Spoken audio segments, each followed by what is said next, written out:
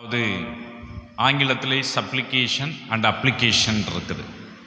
Supplication and application இருக்குது. இப்படியெல்லாம் பலதரப்பட்ட ஜெபங்கள் இருந்தாலும் பொதுவாக ஜெபம் என்றால் என்ன என்பதை குறித்து இன்றைக்கி நம்ம படிக்க போகிறோம். ஆமென், அல்லேலூயா. எடுத்துக்கொள்வோம். ஆண்டவர் இயேசு கிறிஸ்து நமக்கு கற்றுக் கொடுத்த ஜெபத்தை குறித்து இன்றைக்கி நம்ம சுருக்கமாக நம்ம பார்க்கலான்ட்டு இருக்கிறோம்.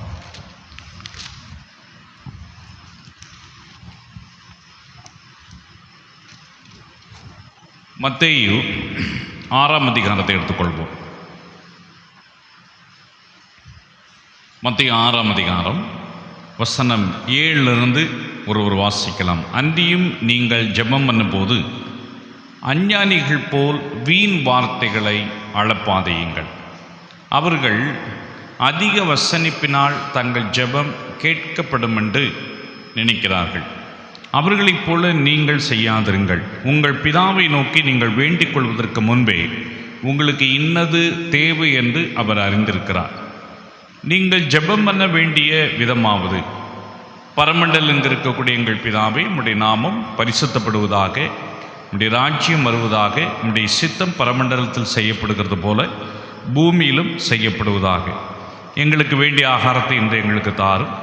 எங்கள் கடனாளிகளுக்கு நாங்கள் மன்னிக்கிறது போல் எங்கள் கடன்களை எங்களுக்கு மன்னியும். எங்களை சோதனைக்குட்பட பண்ணாமல் தீமையின்றி எங்களை ரட்சித்துக் கொள்ளும். ராஜ்யமும் வல்லமையும் மகிமையும் என்றென்றைக்கும் உம்முடையவைகளை. ஆமேன் என்பது. அப்போ ஜெபம் எப்படி செய்ய வேண்டும் என்பதை இங்கு நமக்கு கற்றுத்தந்திருக்கிறார். இன்றைக்கி அநேகருக்கு ஜெபம் எப்படி செய்யணும்னே இன்னைக்கு தெரியாமல் இருக்கிறது.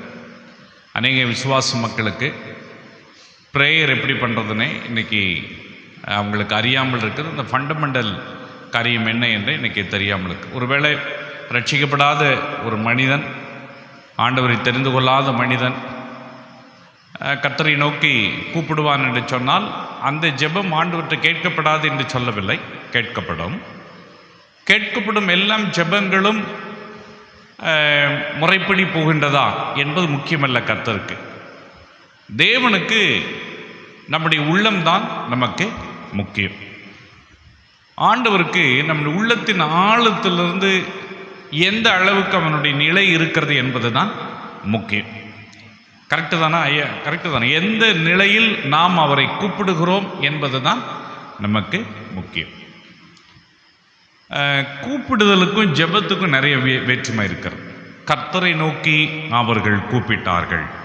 எரேமியா 33:3 சொல்லுகிறது, என்னை நோக்கி நீ கூப்பிடு, நான் உனக்கு மறு உத்தரவு அருளி செய்வேன். கால் அப்பான் மீ, என்னை நோக்கி நீ கூப்பிடு. அப்போ கூப்பிடுதல் என்பது ஒரு வகையானது, ஜெபம் என்பது ஒரு வகையானது. எப்போ கூப்பிடுவாங்க? தாவீது சொல்கிறான், நான் கர்த்தரை நோக்கி நான் கூப்பிட்டேன், என் ஜெபத்திற்கு அவர் செவியை சாய்த்தார். நான் கஷ்டத்திலும் துன்பத்திலும் மத்திலும் I call upon him in my trouble, he answered me, he heard my prayers அப்படிங்க. அதாவது நான் அவரை நோக்கி நான் கூப்பிட்டேன், அவர் எனக்கு செவி சாய்த்தார். ஆமென், அல்லேலூயா. அப்போ கூப்பிடுதலுக்கும் ஜெபத்துக்கும் நிறைய வேற்றுமை இருக்கிறது. வேதாகமத்தில் அநேகர் கூப்பிட்டுருக்கிறாங்க, கர்த்தரை நோக்கி கூப்பிட்டுருக்கிறாங்க. கூப்பிடுதல் என்பது ஏதாவது ஒரு தேவை நேரத்தில் தான் அந்த கூப்பிடுதல் வரும். சில இடங்கள் ஆங்கில வேதாகமத்தில் ஐ க்ரை அவுட் அப்படின்பா, நான் அழுது சத்தமிட்டேன் அப்படின்னு சொல்லுவான். ஆனால் பர்டிகுலராக நமக்கு ஆண்டவர் இயேசு கிறிஸ்து ஜெபம் பண்ண வேண்டிய விதம் என்ன என்பதை நமக்கு கற்றுக் கொடுத்திருக்கிறார். ஆண்டவர் இயேசு கிறிஸ்துனுடைய ஜெபத்தை இன்னைக்கு நம்ம பார்க்கலாம். ஏன்னா ஜெபத்தை குறித்து நம்ம பேசுவோம் என்று சொன்னால் நிறைய நேரங்கள் நமக்கு ஆகும். நம்ம அதையும் நம்ம கற்றுக்கொள்ள வேண்டும். ஆமென். எத்தனை பேர் நீங்கள் ஜெபம் பண்ணுறீங்க? தினமும் ஜெபிப்பவர்கள் எத்தனை பேர்? பரவாயில்ல. ஒரு சில பேர் நீங்கள் கரங்களை உயர்த்துறீங்க, ரொம்ப நல்லது. தினமும் ஜெபிக்கணும். நம்ம ஒரு உண்மையில் ஆண்டவருக்கு உண்மையில் ஒரு விசுவாசியாக இருந்தால் தினமும் குறைந்தது கொஞ்சம் நேரமாவது அவரோடு சமூகத்தில் நம்ம அமர்ந்திருக்க வேண்டும். ஆண்டவர் ஒரு மணியை வரையறுத்தார், ஒரு குறிப்பிட்ட மணியை வரையறுத்தார். அதுக்கு மேலே இருக்கலாம், பட் ஒரு குறிப்பிட்ட மணி 1 மணி நேரமாவது யாரை பார்த்து கேட்டாருங்க? தன் சீசர்களை பார்த்து கேட்டார். அவரே மிக ட்ரபிளில் இருக்கிறார். அப்படிதானே? ஆண்டவர் இயேசு கிறிஸ்து கெத்செமனே தோட்டத்தில் அவருடைய வேர்வை ரத்தமாய் சிந்தி விழுந்தது என்று சொல்லி நம்ம பார்க்குறோம். அவரை மிகுந்த வியாகுலத்தில் இருக்கும் பொழுது இவர்களை இந்த 3 சீசர்களை நீங்கள் கொஞ்சம் ஜெபம் பண்ணுங்கப்பா, சோதனைக்கு உட்படாதபடி நீங்கள் ஜெபம் பண்ணுங்கள் அப்படின்னு சொல்லிட்டு போனால், இவர்களும் எப்படி இருந்தாங்க? நித்திரை மயக்கமாக இருந்தார். அப்போ அந்த இடத்துல ஆண்டவர் சொல்லுங்க, 1 மணி நேரமாவது விழித்திருந்து நீங்கள் ஜெபிக்க கூடாது. அந்த இடத்துல மணியை வரையறுக்கிறார் தேவன், ஒரு குறிப்பிட்ட நேரத்தை வரையறுக்க. அப்போ ஒவ்வொரு விசுவாசிகளும் நிச்சயமாக, சில பேர் சொல்லுவாங்க 15 நிமிஷம் நீ ஜெபம் பண்ணா போதும், அரை மணி நேரம் நீ ஜெபம் பண்ணா போதும் என்று சொல்லலாம். ஆனால் ஆண்டவர் இயேசு சொன்ன அந்த வார்த்தையை நம்ம பிடித்துக் கொள்வோம். இயேசு சொன்ன அட்லீஸ்ட் 1 மணி நேரமாவது ஒரு நாளைக்கு நாம் ஜெபிக்க வேண்டும். ஒரு நாளைக்கு 24 மணி நேரம் இருக்குது. 24 மணி நேரத்தில் அதுக்கான ஆண்டவருடைய தசமோகம் என்று சொன்னால் 2.25 மணி நேரமும் 2 மணி நேரமும் 40 நிமிடம் வரும். அது இருக்கட்டும். ஆனால் ஆண்டவர் சொன்ன அந்த வார்த்தை அட்லீஸ்ட் 1 மணி நேரமாவது நாம் ஜெபிக்க நாம் வேண்டும். ஓகே, இப்போ கவனிங்க. இப்போ ஆண்டவருடைய வசனத்துக்கு நாம் வருவோம். கர்த்தர் சொன்னார், வீண் வார்த்தைகளை, ஜெபங்களில் வீண் வார்த்தைகளை அழப்ப கூடாது. ஜெபங்களில் வீண் வார்த்தைகளை அழப்ப. காலையில் என்ன காரியத்துக்காக கர்த்தரை நான் ஜெபிக்க போகிறேன், மதியம் என்ன காரியத்துக்காக நான் ஜெபிக்க போகிறேன், அல்லது மாலை வேளையிலே நான் என்ன காரியத்துக்காக ஜெபம் பண்ண போகிறேன். நம்முடைய விசுவாசிகள் எப்பொழுதுமே ஒரு மூட்டை நிறைய அப்ளிகேஷனை கொண்டு போவாங்க கர்த்தர்கிட்ட. காலையிலேயே அந்த ஒரு மூட்டை நிறைய வச்சுருப்பாங்க, மதியமும் அந்த மூட்டை நிறைய வச்சுருப்போம், சாயந்தரம் எப்பொழுதெல்லாம் ஜெபம் பண்ண போகிறாங்களோ அந்த மூட்டையை என்ன செய்வாங்க, கொண்டுட்டு போவோம். அட்லீஸ்ட் மூட்டை 1 வருஷம் 10 வருஷம் அப்படியே தான் அந்த மூட்டை இருக்கும். அதில் அந்த மூட்டை, அந்த அப்ளிகேஷன்லாம் குறைஞ்சிருக்குமான்னு நமக்கு தெரியல. அப்படி நம்ம இருக்கக்கூடாது. சில ஜெபங்களை வரையறுக்க வேண்டும், அளப்பக்கூடாது. சில ஸ்தோத்திரங்களை காலை வேளையிலே தேவன் முதலாவது நேரத்தை கொடுக்கும் பொழுது அவருக்கு நாம் ஸ்தோத்திரங்களையும் சில வந்தனங்களையும் சில துதிகளையும் காலையில் அதிக நேரம் நம்ம அவருக்கு நாம் செலுத்த வேண்டும். பிற்பாடு நம்முடைய அன்றாட வாழ்க்கையை அவருக்கு நாம் ஒப்பு கொடுக்க வேண்டும். பரிசுத்தவான்களுக்காக, ஊழியங்களுக்காக, சபைகளுக்காக தெய்வ சமூகத்தில் நம் காலை வேளையிலே ஜெபிக்க நாம் கற்றுக்கொள்ள வேண்டும். அதே போல் மதிய நேரங்களில் மிஷனரிகளுக்காக, தேசங்களுக்காக, இவைகளுக்காக கற்றுக்கொள்ள வேண்டும். மாலை நேரங்களில் இன்னும் கர்த்தரை அருமையாக மாலை நேரங்கள் வரும் பொழுது அவரை நாம் நல்ல பாடி துதித்து ஒரு சில விண்ணப்பங்களை தெய்வ சமூகத்தில் நம்ம கொண்டு போகலாம். அப்போ அளப்பக்கூடாது, ஜெபங்களில் வார்த்தைகளை அளப்பக்கூடாது. ஒரு சில பேர் இப்படியா ஜெபம் பண்ணது பார்ப்போம். ஆண்டவரே நீ தூரத்தில் இருக்கிறீர், நான் கீழே இருக்கிறோம், உங்களுக்கு எப்படி தெரிய முடியுமா? இப்படியெல்லாம் ஜெபமெல்லாம் நம்ம செய்யக்கூடாது. சில ஜெபங்கள் அப்படி பார்க்குறீங்க பாருங்கள், எங்கள் வீடு குறையெல்லாம் பித்திருக்குது, அது ஒன்றுமே மூடலை, இப்படியே இருந்தால் எப்படி, உங்களுக்கு என்ன, நீங்கள் நல்லா இருக்கிறீங்க பரலோகத்தில், நாங்கள் தான் இங்கே கஷ்டப்படுறோம், இப்படியெல்லாம் அளப்ப கூடவே கூடாது. ஆமென், அல்லேலூயா. இது வேடிக்கையை நம்ம சொல்லலாம், ஆனால் அளப்பக்கூடாது. தேவ வார்த்தைகளை கர்த்தருடைய சமூகத்தில் இருக்கும் பொழுது அளப்பாத தேவையில்லாத வார்த்தைகளை நாம் கொண்டு வர கூடாது. சரி, நம்ம கொடுக்கப்பட்ட நேரத்தில் நாம் சரியாக நம்ம முடிப்போம். எப்படி விதம் சொல்கிறார்னா, பரமண்டலங்கள் இருக்கக்கூடிய எங்கள் பிதாவே உம்முடைய நாமம் பரிசுத்தப்படுவதாக. ஆண்டவருடைய நாமம் எப்பொழுதும் பரிசுத்தப்படும். ஆமென், அல்லேலூயா. நம்முடைய ஜெபங்களில் அவர் பரிசுத்தப்பட வேண்டும். பைபிளில் சொல்லப்படும் பாருங்க, பரமண்டலங்களில் இருக்கக்கூடிய எங்கள் பிதாவே. நம்முடைய பிதா எங்க இருக்கிறாருங்க? பரமண்டலங்களில் வாசமாக இருக்கக்கூடியவர். ஆமென், அல்லேலூயா. நம்முடைய பிதா எங்க இருக்கிறாருங்க? பரமண்டலங்களில், வானாதி வானங்களை படைத்த, வானாதி வானங்களுக்கு அப்பால் இருக்கக்கூடிய அந்த பரலோகத்தில் வாசமாக இருக்கக்கூடிய அந்த தேவன். ஆமென். முதலாவது அதை அறிந்து கொள்ளணும். இந்த ஐடென்டிஃபிகேஷன் நமக்குள்ள வரணும். பரமண்டலங்களில் இருக்கக்கூடியவர் அவர், வானாதி வானங்களும் அவரை கொல்லாது. ஒரு இடத்துல ஏசாயா தீர்க்கதரிசி சொல்லுகிறார், வானமுடைய சிங்காசனம் பூமியுடைய பாதப்படி. வானமுடைய சிங்காசனம் பூமியுடைய பாதப்படி. அறிஞர்கள் வானத்தையும் பூமியும் பார்க்கும் பொழுது பல கோடிக்கணக்கான ஆண்டுகளுக்கு அப்பால் வானாதி வானங்களும் பூமியும் அதனுடைய தூரம் இருப்பதாக கணக்கிடுகிறாங்க. அப்போ கவனிங்க, அந்த பரமபிதாவை வானாதி வானங்கள் கொல்லாது, பூமியும் கொல்லாது அப்படிப்பட்ட அந்த சர்வ வல்லமையுள்ள தேவன் நமக்குள்ளே வாசமாக இருக்கிறார். ஆமென், அல்லேலூயா. அதை புரிந்து கொள்ள முடியுமா? நம்முடைய மைண்ட், நமக்கு கொடுக்கப்பட்ட இந்த கையளவு இந்த மூளை புரிந்து கொள்ளவே முடியாது. ஆமென், அல்லேலூயா. அப்ப இவர் வாசமா எங்க இருக்கிறாருங்க? பரமண்டலங்களில் வாசமாக இருக்கிறார். முன்னாடி நம்ம அறிஞ்சு கொள்ளணும். நீங்க ஜெபத்தில் அமரும் பொழுது உங்களுக்குள் இருக்கக்கூடிய தேவன் எங்க வாசமா இருக்கிறாருங்க? பரமண்டலங்களில் வாசமாக இருக்கிறார். ஆமென். கரங்களை தட்டி கர்த்தரை நாம் மகிமைப்படுத்துவோம். அப்படிப்பட்ட வாசமாய் இருக்கக்கூடிய தேவனுடைய நாமம், உம்முடைய நாமம் பரிசுத்தப்படுவதாக. யாருடைய நாமம் பரிசுத்தப்படுவதாக? ஆண்டவர் இயேசு கிறிஸ்துவினுடைய நாமம் பரிசுத்தப்படுவதாக. எப்பொழுது அவருடைய நாமம் மாத்திரம்தான் பரிசுத்தப்படும். நீங்கள் யாருடைய நாமத்தில் ஜெபிக்க போறீங்க? ஆண்டவர் இயேசுவின் நாமத்தில் நீங்க ஜெபிக்க போறீங்க. நீங்கள் ஜெபம் பொழுது எங்கு 2 பேர் 3 பேர் என் நாமத்தில் கூடுகிறீர்களோ அவருடைய நாமத்தில் நாம் வருகிறோம். அவருடைய நாமம் பரிசுத்தப்படுவதாக. அப்படி என்று சொன்னால் இந்த பூமியிலே எந்த நாமம் பரிசுத்தப்பட முடியாது. இந்த பூமியில எந்த நாமம் பரிசுத்தம் இல்லை. ஒரே ஒரு நாமம் தான் பரிசுத்தப்பட்டிருக்கிறது. அதுதான் ஆண்டவராகிய இயேசு என்கிற நாமம். ஆமென், அல்லேலூயா. பரிசுத்தப்படுதல் என்று சொன்னால் எல்லாவற்றிலிருந்து பிரித்தெடுக்கப்பட்ட ஒரு நாமம். ஆமென், அல்லேலூயா. அந்த நாமத்தை கர்த்தர் பிதாவாகிய தேவன் எல்லா நாமத்திற்கு மேலான நாமமாக வைத்திருக்கிறார். ஆமென். அப்ப அவருடைய நாமம் பரிசுத்தப்படுது.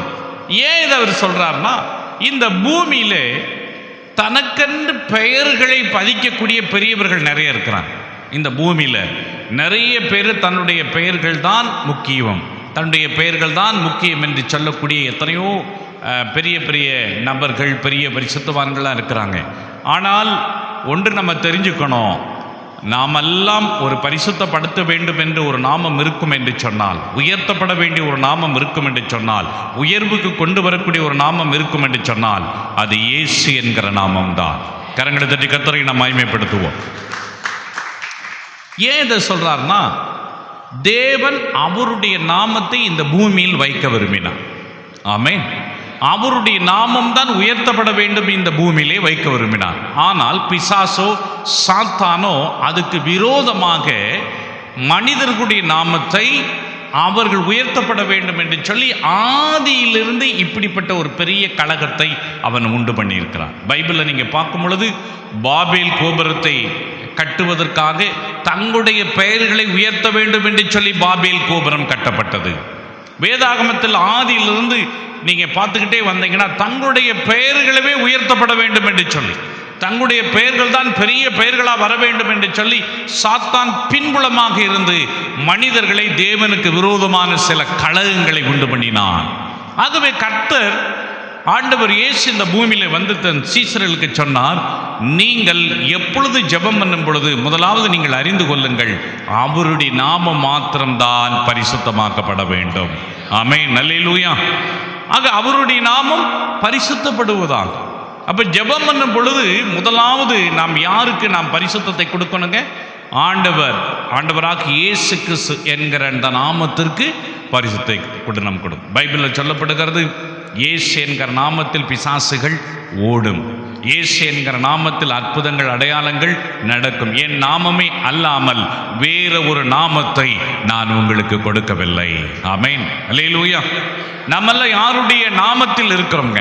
இயேசுவின் நாமத்தில் நாம் இருக்கிறோம். யாருடைய நாமத்தில் கூடுகிறோம்? இயேசுவின் நாமத்தில் நாம் கூடுகிறோம். யாருடைய நாமத்தில் பிசாசுகளை விரட்டுகிறோம்? இயேசுவின் நாமத்தில் விரட்டுகிறோம். யாருடைய நாமத்தில் நோயாளிகளை வியாதிகளை சுகப்படுத்துகிறோம்? இயேசுவின் நாமத்தில் நாம் சுகப்படுத்துகிறோம். அவருடைய நாமம் இல்லாமல் வேறு ஒரு நாமம் இல்லை.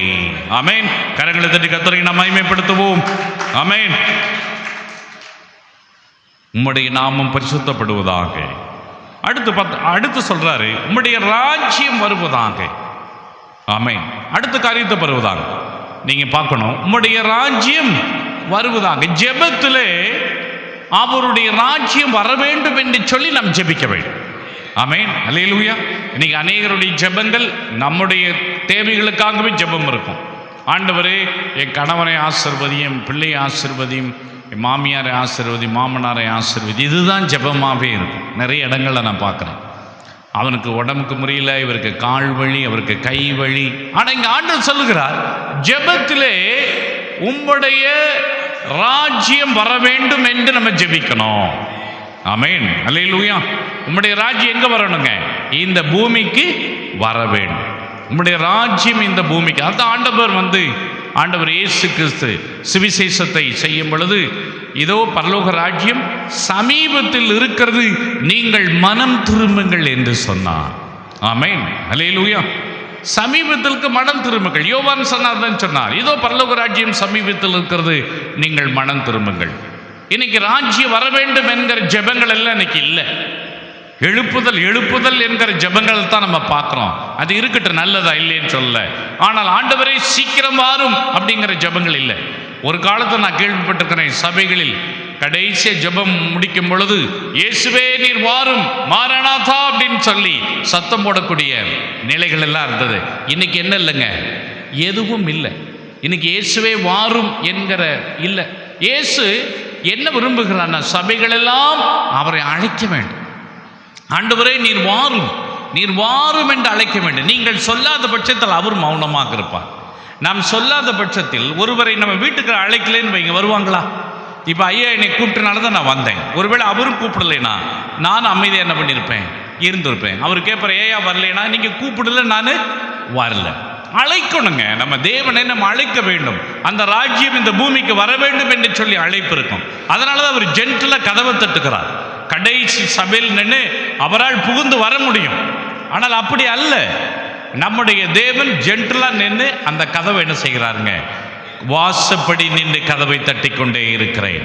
ஒருவனின் சத்தத்தை கேட்டால் அவன் வந்து திறந்தானா, நான் அவனுக்குள் வந்து அவனோடு நான் போஜனம் செய்வேன். ஆமென், அல்லேலூயா. நீங்க ஜெபம் பண்ணலைன்னா அவர் கண்டுக்க மாட்டார். நீங்க ஜெபம் பண்ணீங்கன்னா அவர் நம்மளை ஆசீர்வதிப்பார். நம்மளை தேடுவோம் என்று சொன்னால் அவரை நம்ம கண்டுபிடிப்போம். நம்ம தேடலைன்னா அவர் தென்பட மாட்டார். ஆமென், அல்லேலூயா. அப்ப அவருடைய சித்தம் என்ன அப்படின்னா, நல்ல கவனிங்க. அவருடைய சித்தம் என்னன்னா, நாம் அவருடைய ராஜ்யத்தை இங்கு அழைக்க வேண்டும். ஜெபத்துல நல்ல கவனிங்க. நாம் நம் வாயால நம் உள்ளத்துல அவர்கிட்ட கூப்பிடணும். அப்பா பிதாவே உம்முடைய ராஜ்யம் வரணும். ஆமென், அல்லேலூயா. நம் உள்ளத்துல முதலாவது வந்துருச்சு. அப்புறம் என்ன பண்ணணுங்க? இந்த பூமிக்கும் வர வேண்டும். ஆமென், அல்லேலூயா. ராஜ்யம் இந்த பூமிக்கு வரணுங்க. இந்த ராஜ்யம் நம்ம உள்ளத்துல வந்துருச்சு. பரலோக ராஜ்யம் நம்மளுக்கு இங்கும் அங்கும் இல்லை, உங்களுக்குள் இருக்கிறது என்று சொல்லுகிறார். ஆமென். யார் யார் இயேசுவை ஏற்றுக்கொண்டிருக்கிறீங்களோ அங்கு உள்ள ஒரு குட்டி பரலோக ராஜ்யமே ஆரம்பிச்சிருச்சு. ஆமென், அல்லேலூயா. அப்பொழுது அங்கிருந்து மேலிருந்து வரணும். இதுக்கு நம்ம கூப்பிடணும். நம்ம ஜெபத்துல கூப்பிடணும், ஆண்டவரே உம்முடைய ராஜ்யம் வர வேண்டும் என்று சொல்லி. ஆமென். அடுத்து பாருங்களேன். அடுத்து சொல்லுகிறார், உம்முடைய சித்தம் பரமண்டலத்தில் செய்யப்படுகிறது போல பூமியிலும் செய்யப்படுவதாக. அவருடைய சித்தம் பரமண்டலத்தில் என்ன செய்து கொண்டிருக்கிறது? அவருடைய சித்தம் தான் நமக்கு முக்கியம். அவருடைய சித்தத்தின் பிரகாரமாகத்தான் இந்த பூமியை படைத்தார், மனிதனை படைத்தார், வானத்தை படைத்தார். ஆமென், அல்லேலூயா. முதலாவது படைத்தது வானம். வானம் எதற்காக படைக்கப்பட்டது? பூமிக்காக படைக்கப்பட்டது. பூமி எதற்காக படைக்கப்பட்டது? மனிதனுக்காக படைக்கப்பட்டது. மனிதன் எதற்காக படைக்கப்பட்டான்? தேவனுக்காக படைக்கப்பட்டான். கரங்களை தட்டி கர்த்தரை மகிமைப்படுத்துவோம். ஆமென். அப்ப நல்ல கவனிங்க. பரமண்டலங்களில் செய்யப்படுவது போல பூமியிலும் உம்முடைய சித்தம் செய்யப்படுவதாக. நன்றாக கவனிங்க. அவருடைய சித்தம் என்பது மன விருப்பம். அவருடைய சித்தம் என்பது ஒரு அவருடைய இருதயத்தினுடைய ஒரு டிசையர். அவருடைய சித்தம் என்பது தன்னுடைய மகனுக்காக யாவற்றையும் அவர் செய்யக்கூடிய ஒரு காரியம்தான். ஆமென். பிதாவாகிய சித்தம் என்பது தன்னுடைய சொந்த குமாரனாகிய மகன், அந்த மகனாகிய இயேசு கிறிஸ்துவுக்கு அவர் செய்வதுதான் முழுமையான ஒரு சித்தமாக இருந்தது. அப்ப அவர் என்ன பரமண்டலங்களில் என்ன சித்தம் செய்கிறாரோ இந்த பூமியிலும் செய்யப்பட வேண்டும். பரமண்டலங்களில் என்ன சித்தம் நடந்து கொண்டிருக்கிறதுங்க? அவர் என்ன நினைக்கிறாரோ அதுதான் பரமண்டலத்தில் நடக்கிறது. ஆமென், அல்லேலூயா. பூமியிலும் நடக்கணும். அப்ப ஒரு பரலோக மாதிரி பூமியை மாற்ற வேண்டும் என்பது அவருடைய சித்தமாக இருந்தது. முதல் ஏதேன் எங்க இருந்ததுங்க? ஏதேனை கண்டுபிடிக்க முடியாது, பரலோகத்தில் இருந்த ஒரு ஏதேன். இன்னைக்கு ஏதேனை எங்கே கண்டுபிடிக்க முடியுமா? பரலோகத்தில் இருந்த ஏதேன். அப்ப அந்த அவருடைய சித்தம் பரமண்டலங்களில் என்ன ஒரு இளைப்பாறுதல், ஒரு ஆசீர்வாதம், ஒரு மகிழ்ச்சி, ஒரு சமாதானம் இருக்கிறதோ பூமியிலும் இருக்க வேண்டும் என்று சொல்லி விரும்பினார். ஆமென், அல்லேலூயா. அப்ப கவனிங்க, பூமியில அவருடைய சித்தம் நிறைவேறப்படுகிறதா? இல்லையே. மக்கள் மகிழ்ச்சி இல்லை, எங்கேயும் கண்ணீர், கவலை, கஷ்டங்கள், துன்பங்கள், பாரங்கள், அழுகை, பற்கடிப்பு, இவைகள் தான் நடந்து கொண்டிருக்கிறது. அதனால அவர் சொல்கிறார், அவர் செய்யக்கூடிய அந்த ராஜ்யத்தில் கண்ணீர் இல்லை, துன்பம் இல்லை, துக்கம் இல்லை, இருள் இல்லை. நீங்க பார்க்குறீங்க, அங்கே இருளே கிடையாது. அவருடைய ராஜ்யம் வரும்பொழுது இந்த பூமியில இருள் கிடையாது. அவர் பூமி இந்த ராஜ்யம் வரும்பொழுது அங்கே கண்ணீர் இல்லை, அங்கே துக்கம் இல்லை. அப்போ இப்போ என்ன இருக்குதுங்க? இப்போ நீங்க பார்த்தீங்கன்னா பூமியில என்ன இருக்குதுங்க? எங்கும் கண்ணீர், எங்கும் துக்கம், எங்கும் வியாதி, எங்கும் நோய், புதிய புதிய வியாதிகள், புதிய புதிய நோய்கள். இது வெளிப்புறம் மட்டுமல்ல, சபைகளையும் இது தாக்கக்கூடியதாக இருக்கிறது. மரண ஓலங்கள், இருளின் ஆதிக்க சக்திகள், இவைகள் எல்லாம் வந்து கொண்டிருக்கு. ஆனால் கர்த்தர் என்ன விரும்புகிறாரு? நம்ம ஜெபம் பண்ணணும். ஆண்டவரே, உம்முடைய சித்தம் பரமண்டலங்கள் செய்யப்படுவது போல இந்த எங்களுடைய திருச்சபையிலும் செய்யப்பட வேண்டும், என்னுடைய வீட்டிலும் செய்யப்பட வேண்டும், என்னுடைய பூமியிலும் சபைகளிலும் செய்யப்பட வேண்டும். ஆமென், அல்லேலூயா. அடுத்த ஜெபம் எப்படி பண்ணணுங்க? எங்களுக்கு வேண்டிய ஆகாரத்தை இன்று எங்களுக்கு தாரும். ஆமென். எத்தனாவது இது குறிப்புங்க? எத்தனாவது குறிப்பு? 1, 2, 3வது குறிப்பு நம்ம பார்க்குறோம். எங்களுக்கு வேண்டிய ஆகாரத்தை இன்று எங்களுக்கு தாரும். நம்ம என்ன பண்றோம்னா, நம்முடைய ஜெபங்கள் ஒரு வருடத்திற்கு அப்பால் நடக்கக்கூடிய விஷயத்துக்காகவே இப்பொழுதே ஜெபம் பண்றோம். நம்ம ஒரு மாதத்தில் நடக்கக்கூடிய விஷயத்திற்காக இப்பொழுதே நம்ம ஜெபம் பண்ணுகிறோம். ஆனால் வேண்டிய ஆகாரத்தை இன்று எங்களுக்கு தாரும் அப்படி நம்ம இப்போ ஜெபம் பண்ண முடியுமா? எல்லாம் வீட்டில எல்லாம் இருக்குதுல்ல, தேவையானதெல்லாம் இருக்குதுல்ல, மூட்டை மூட்டையாக இருக்குது, மூட்டை பருப்பு அரிசி இருக்கும் பொழுது இந்த ஜெபம் வருமா? நிச்சயமாக வராது. ஆமென், அல்லேலூயா. இஸ்ரவேல் ஜனங்களுக்கு கர்த்தர் சொன்னார், மோசையை பார்த்து சொன்னார், இங்கே பார் மோசே, நீ உன்னுடைய ஜனங்கள்கிட்ட சொல்லு, மன்னா பொழியும், அவனுக்கு தேவையானதை அவன் எடுத்துக்கணும். அன்னைக்குள்ள தேவையானதை அவன் எடுத்துக்கணும். நாளைக்குள்ள தேவையானதை எடுத்து சேர்த்து வைக்க வேண்டாம், அது புழு புழுத்து போயிருங்கிற. அப்படி அவன் சொல்லியும், மோசை சொல்லி சில பேர் என்ன பண்ணாங்க, அதை சேர்த்து வச்சாங்க. கடைசியில் அதை என்ன செஞ்சதுங்க? புழு புழுத்து போய்விட்டு. ஆண்டவருடைய விருப்பம் என்னன்னா, இன்னைக்கு தேவை, நம்முடைய தேவைகளை கர்த்தர் நிறைவேற்ற வேண்டும். ஆமென், அல்லேலூயா. எவ்வளவு அற்புதமான ஒரு ஜெபத்தை செய்திருக்கிறார் பாருங்க. ஆமா, நாளைகள் அதுக்காக அது கவலைப்படும். ஆமே, நம்ம கவலைப்படணுங்கிற அவசியம் இல்லை. ஆனால் இன்னைக்கு நம்ம மக்கள் எப்படி ஜெபம் பண்றாங்க? அடுத்த வாரம் நடக்கக்கூடிய, அடுத்த மாதம் நடக்கக்கூடிய நிகழ்ச்சி, அடுத்த வருஷம் நடத்தக்கூடிய நிகழ்ச்சி, 10 வருடத்துக்கு பின்பு பண்ணக்கூடிய பிளான், 5 இயர் பிளானுக்காக ஜெபம். 5 வருட சபையினுடைய திட்டங்கள் என்ன? 5 இயர்ஸனுடைய திட்டம், 10 இயர்ஸான திட்டம். நாளை யார் இருப்பார்கள் என்பதை நம்மளால் அறிய கொள்ள முடியாது. ஆமே, அல்லேலூயா. நாளை நடப்பது என்ன என்பது அவருக்கு மாத்திரம் தெரியும். அவர்தான் சர்வ வல்லமையுள்ள தேவன். நாளை நடப்பதும் இன்னும் வரக்கூடிய காலங்கள் நடப்பதும் ஒருவர் அறிந்திருக்கிறார் என்றால் அது இயேசு மாத்திரம்தான் அதை அறிந்திருக்கிறார். நமக்கு ஒன்றும் தெரியாதுங்க. ஆமென், அல்லேலூயா. ஒருவேளை அவ்வளவு நீங்க பயபக்தியா இருந்தீங்கன்னா, கர்த்தர் தீர்க்கதரிசி போல உங்களுக்கு, கர்த்தருக்கு பயந்தவர்களுக்கு சில காரியங்களை ரகசியமாய், சில காரியம், எல்லா காரியம் அல்ல, சில காரியங்களை கர்த்தர் என்ன பண்ணுவாருங்க? அவர் சொல்லுவார். ஆனால் நம்ம ஜெபம் என்னன்னா, அன்றன்றைக்குமுள்ள ஆகாரத்தை கர்த்தாவை எங்களுக்கு தாரும். நாம் நமக்கு தேவையான ஆகாரத்தை அவரிடத்தில் நாம் பெற்றுக்கொள்ள வேண்டும். சொல்லுங்க, ஆமென் சொல்லுங்க. இன்னைக்கு கவனிங்க, இன்னைக்கு நம்முடைய தேவைகளை அவரிடத்திலிருந்து பெற்றுக்கொள்வதற்கான ஒரு ஜெப நேரம். ஆமென். ஜெபம் என்பது நம்முடைய தேவைகளை அவரிடத்திலிருந்து பெற்றுக்கொள்ள வேண்டும். ஆமென். இதுக்காக நீங்க ஜெபம் பண்றீங்களா? நம்ம பண்றோமா? ப்ரேயர் பண்றோமா? ஒருவேளை குடும்ப காரியத்துக்காக நம்ம ஜெபிக்கலாம், பிள்ளைகளுக்காக நம்ம ஜெபிக்கலாம், படிப்புக்காக ஜெபிக்கலாம். பிள்ளைகள் ஸ்கூலுக்கு போகிறான், ஆண்டவரே இன்று அவன் நன்றாக படித்து இன்று நல்ல முறையில் வர வேண்டும் என்று ஜெபிக்கிறீங்களா? ஆண்டவரே இன்னும் 12வது வகுப்பு இவன் வந்து 10வது வகுப்பு வந்து இவன் அனைத்து மார்க்குகளை பெற்றுக்கொண்டு இவன் வர வேண்டும் என்று சொல்லி ஜெபிக்கிறீங்களா? இன்று நடக்கக்கூடிய காரியங்களில் பிள்ளைகள் நன்றாக இருக்க வேண்டும். இன்றைக்கு நீங்கள் வேலைக்கு போறீங்கன்னா, இன்னைக்கு நல்லா நாம் இருக்க வேண்டும் என்றுதான் நம்முடைய ஜெபம். இன்று தான் கர்த்தர் சொல்லுகிறார். நாளை என்பதை அவர் சொல்லவே இல்லை. ஆமென், அல்லேலூயா. புரியுதா நான் பேசுறது? புரியுதா உங்களுக்கு? சரி, அடுத்த காரியத்தை வாருங்க. எங்கள் கடனாளிகளுக்கு நாங்கள் மன்னிக்கிறது போல எங்கள் கடன்களை எங்களுக்கு மன்னியும். நல்லா கவனிங்க, அவர் சொல்லுகிறார் எங்கள் கடனாளிகளுக்கு நாங்கள் மன்னிக்கிறது போல. நான் மன்னிக்கிறோமா? ஃபர்ஸ்ட் என்ன ஆண்டவர் சொல்லுகிறார், அதாவது ஆண்டவரே நான் உம்மிடத்தில் மன்னிப்பை பெற வேண்டும் என்று சொன்னால் முதலாவது நான் என்ன செய்யணுங்க? மற்றவர்களை மன்னிக்கணும். நீங்க மற்றவர்களை மன்னித்தால் கர்த்தர் நம்முடைய கடன்களை எல்லாம் கர்த்தர் மன்னிப்பார். ஆமென், அல்லேலூயா. இது மன்னிக்கக்கூடிய ஒரு இடம்.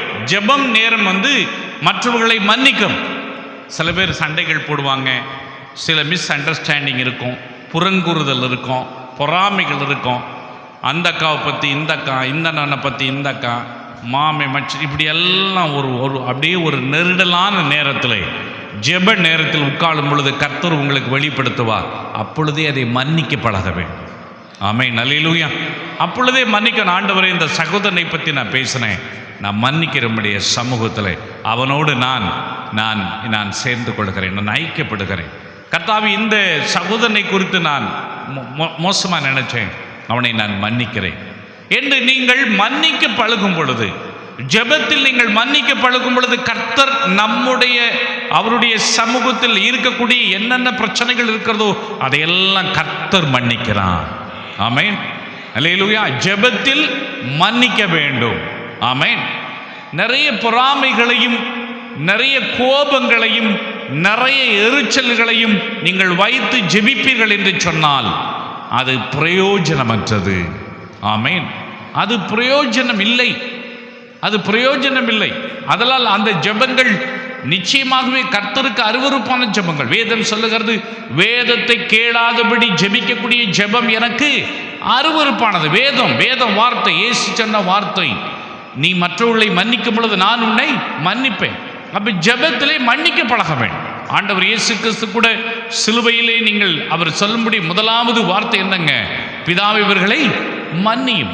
கடைசி வரை பேதுருக்கு கூட அவர் சொல்லுகிறார், எத்தனை முறை நான் என் சகோதரரை மன்னிக்க வேண்டும் என்று சொல்லும் பொழுது 7-70 தடவை. அப்படின்னா தொடர்ந்து மன்னித்துட்டே இருக்கணும் அப்பா அப்படிங்கிறார். இன்ஃபினிட்டி, தொடர்ந்து மன்னித்து கொண்டே இருக்க வேண்டும். 7-70 தடவை அப்படிங்கிறார். எத்தனை? 7-7 49, 490 தடவை அப்படியே மன்னித்துட்டே என்ன செய்ய இரு. இன்ஃபினிட்டி, மன்னித்து கொண்டே இரு. அவன் உணர்வோடு கேட்டான மன்னிச்சிரு மன்னிச்சிரு மன்னிச்சிரு மன்னிச்சிரு. நம்ம சபை என்பது, ஜெபம் என்பது மற்றவர்களை மன்னிக்க பழகும். ஆமென். மனைவியாக இருக்கட்டும், கணவனாக இருக்கட்டும், தன் பிள்ளைகளாக இருக்கட்டும், தன் தாயாக இருக்கட்டும், தகப்பனாக இருக்கட்டும், மாமனாராக இருக்கட்டும், மாமியாராக இருக்கட்டும், உறவினர்களாக இருக்கட்டும், நண்பர்களாக இருக்கட்டும், எல்லாரையும் மன்னிக்க நாம் பழக வேண்டும். ஆமென். அப்பொழுதுதான் கர்த்தரிடத்தில் அந்த மன்னிப்பை நாம் பெற முடியும். கரங்களை தட்டி கர்த்தரை மகிமைப்படுத்துவோம். ஜெபம். அடுத்து கவனிங்க, எங்களை சோதனைக்குட்பட பண்ணாமல் தீமை நின்று எங்களை ரட்சித்துக் கொள்ளும். ஆமென். சீக்கிரமா நான் முடிக்க போறேன். இங்கு ஆண்டவர் சோதனையிலிருந்து ரட்சித்துக் கொள்ளும்படியான ஒரு ஜெபத்தை நமக்கு செய்கிறார். 2 காரியங்களை நமக்கு பார்க்கிறோம். ஒன்று, நமக்கு தேவையானவற்றை அவரிடத்தில் பெற்றுக்கொள்வதற்கான ஒரு ஜெப நேரம். ஆமென், அல்லேலூயா. நான் இங்கே உங்கள்கிட்ட சொல்லலை, நீங்கள் உங்கள் தேவைகளுக்கெல்லாம் ஜெபம் பண்ணாதீங்கன்னு சொல்லலை. கர்த்தரே சொன்னார், உன்னுடைய ஆகாரத்துக்காக என்ன பண்ண, நீ ஜெபம் செய். அப்போ நம்முடைய தேவைகளுக்காக நம்ம ஜெபிக்கிறது தப்பு இல்லை. ஆமென். நம்முடைய தேவைகளுக்காக ஜெபிப்பது தப்பு அல்ல. நம்முடைய தேவைகளுக்காக ஜெபிக்க வேண்டும் தேவ சமூகத்தில். ஏன்னா அவர் எல்லாம் உடையவருங்க. யாருங்க? நம்முடைய தேவன் சகலவற்றையும் உடையவர்.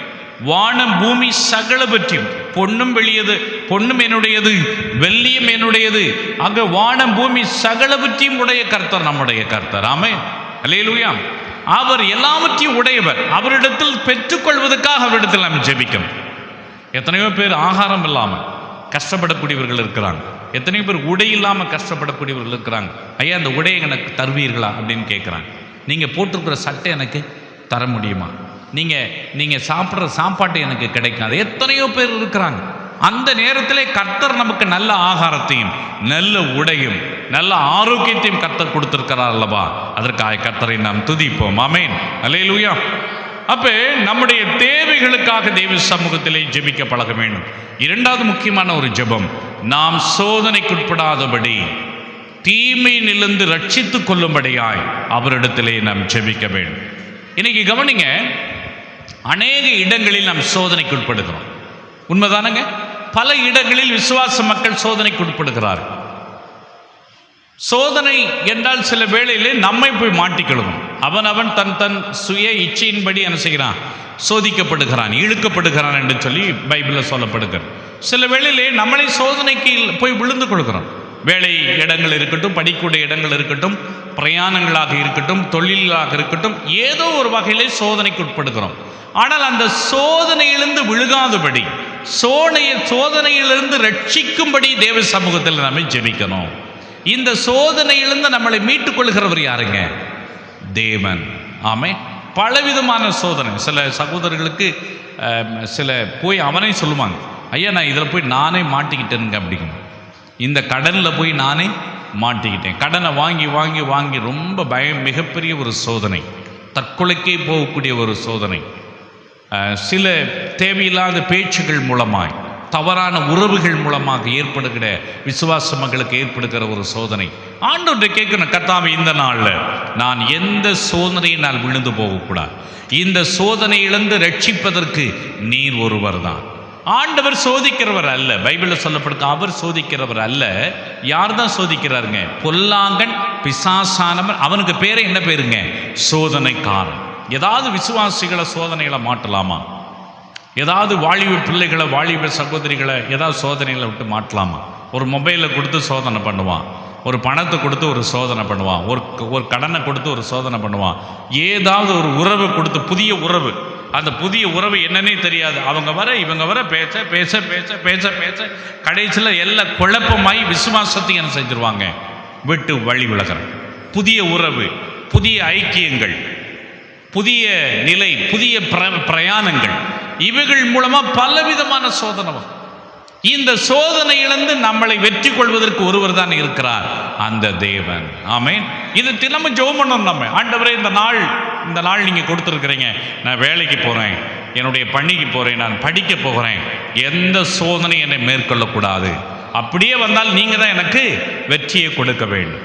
அந்த சோதிக்கிறமை தம்முடைய தேவ ஜனங்களை எப்பொழுதும் ஆயத்தமா இருக்கிறான். ஏன்னா இரவும் பகலும் தேவனிடத்தில் நம்மளை குற்றம் செலுத்துகிறவன், இரவும் பகலும் குற்றம் செலுத்துகிறவன், தூங்காம அவன் விழித்திருந்து நீங்கள் எப்படிப்பட்டவங்க, என்ன உங்களை பற்றி எங்களை ஆண்டவற்றை எப்படி போட கொடுக்கணுமோ அப்படியெல்லாம் போட்டு கொடுக்குறவன் அங்கே இருக்கிறான்.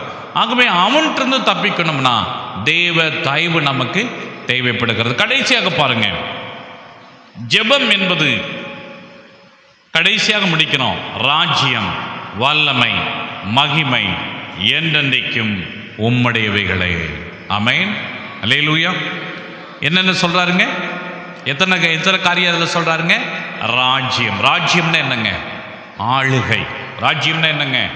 ஆளுகை. அப்புறம் வல்லமை, பவர்ஸ். இந்த பூமியில் எத்தனையோ வல்லமைகள் இருக்கின்றது. ஆனால் எல்லா வல்லமைகளுக்கும் மேலான அல்மைட்டி பவர், வல்லமை ஒருவருக்கு இருக்கிறது என்று சொன்னால் அது நம்முடைய தேவன் ஆண்டவர் இயேசு கிறிஸ்துவுக்கு தான். ஆமென். ஆளுகை செய்ய எத்தனையோ ஆளுகை இந்த பூமியில் இருக்கிறது. எத்தனையோ ராஜாக்கள் ஆளுகிறார்கள். வானமண்டலங்களில் ஆளுகை இருக்கின்றது. ஆனால் எல்லா ஆளுகைக்கு மேலான ஒரு ஆளுகை இருக்கிறது என்று சொன்னால் நம்முடைய ஆண்டவர் இயேசு கிறிஸ்து தான். அடுத்து என்னங்க? ராஜ்யம், வல்லமை, மகிமை. இந்த பூமியிலே நாம் மகிமைப்படுத்தக்கூடியவர் ஒருவர் இருக்கிறார். யாருங்க? அந்த இயேசு. ஆமென். அல்லேலூயா. நம்முடைய செயல்கள் மூலமான மகிமை, நம்முடைய பேச்சுகள் மூலமான மகிமை, நம்முடைய நடைகள் மூலமான மகிமை, நம்முடைய வாழ்க்கையினுடைய தன்மை அனுபவங்கள் மூலமான மகிமை, இதையெல்லாம் மகிமைப்படுத்தக்கூடிய ஒருவர் இருக்கிறார். அவர்தான் நம்முடைய ஆண்டவர் இயேசு. கடைசியா அவருக்கே நம்ம ஒப்பு கொடுக்கணும். ஆண்டவர், எல்லா ராஜ்யம் உம்முடையது தான், எல்லா வளைவும் உம்முடையது தான், எல்லா மகிமையும் உம்முடையது தான். ஆமென். இதைத்தான் ஆண்டவர் இயேசு தன் சீசர்களுக்கு கற்றுக் கொடுத்தார். ஜெபம் எப்படி நீங்கள் பண்ணணுங்கிறத 12 சீசர்களுக்கு 3 ஆண்டுகள் இருக்கும் பொழுது அந்த ட்ரைனிங்கில் கற்றுக் கொடுத்த காரியம். நாம் இதை கற்றுக்கொள்வோம். கர்த்தர் உங்களை ஆசீர்வதிப்பார். ஜெபம் பண்ணுங்க, இடைவிடாமல் ஜெபம் பண்ணுங்க. 1 மணி நேரமாவது விழித்திருந்து ஜெபம் பண்ணுங்க.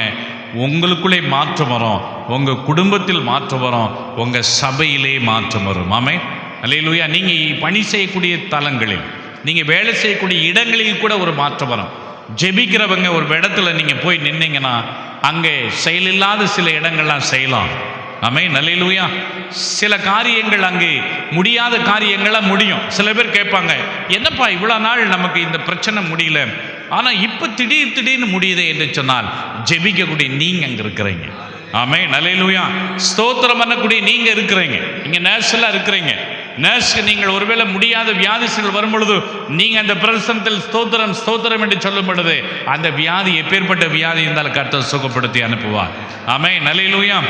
முடியாத காரியங்களில் நீங்கள் ஜெபிக்கிறவர்களாக இருந்தீங்கன்னா கர்த்தர் முடிய பண்ணுவார். சபை எழுப்புதலுக்கு முக்கியமான காரணம் ஜெபம்தான். ஆமென். ஒரு பெரிய எழுப்புதல், ஒரு பெரிய சீசன்ட்ட போய், ஒரு எழுப்புதல் மிஷனரிட்ட போய் கேள்வி கேட்டாங்களாமா, ஐயா உங்கள் வாழ்க்கை இவ்வளோ சக்ஸஸ் ஆனதுக்கு காரணம் என்ன? அவர் 3 காரணங்களை சொல்லியிருக்கிறார். முதல் காரணம் ஜெபம் என்று சொன்னார். 2வது காரணம் ஜெபம் என்று சொன்னார். 3வது காரணம் ஜெபம். அப்போ ஜெபம்தான் ஒரு மனிதனை மாற்றும், ஒரு மனித வாழ்க்கையை ஆசீர்வாதத்தை கொண்டு வரும். தேவ மக்கள் திருச்சபையில் ஒரு எழுப்புதலையும் அவருடைய ராஜ்யத்தை கட்டுவதற்கு ஜெபம் முக்கியம் என்பதை நாம் அறிந்து கொள்ள வேண்டும். God bless you. கர்த்தர் உங்களை ஆசீர்வதிப்பார். ஆமாம்.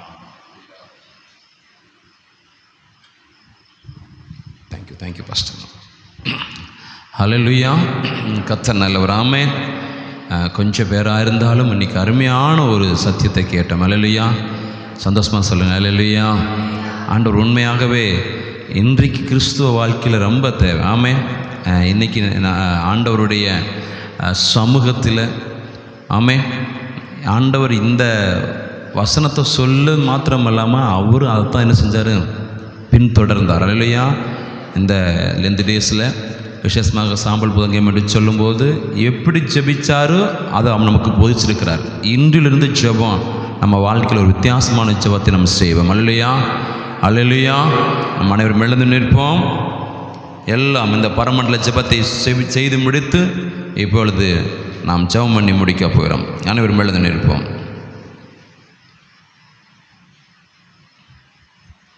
எல்லாம் கண்களை மூடி கொஞ்ச நேரம் வாயத்திறந்து சொல்லுவோமா.